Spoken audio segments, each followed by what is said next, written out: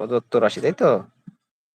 প্রদত্ত রাশি, সেটা কি? x⁴ plus 1/x⁴। হ্যাঁ, এটা কি লিখবেন? একবার লিখবেন প্লাসের 3 ঘাতের প্লাসের 2 ঘাতের, ওকে, মাইনাস দিবেন এখানে লিখবেন প্লাস, একদম সেমটাই লিখবেন। কি লিখবেন? এক্স, এই প্লাস এটা লিখবেন, কিউবের স্কয়ারে লিখবেন, মাইনাস এটা লিখবেন। দেখছেন ঘাতগুলো কমছে কিভাবে? ঘাতগুলো কি প্রবলেম হচ্ছে?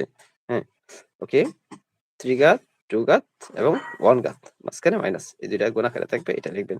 5 ঘাতের অঙ্ক আসলে, ওকে, এইটাই লিখবেন। তো এটা আমার কত? এটা আমার হচ্ছে আপনার 10√2, 10√2 গুণন এটা আমার কত? 6 মাইনাস এটা আমার কত? এটা আমার হচ্ছে 2√2।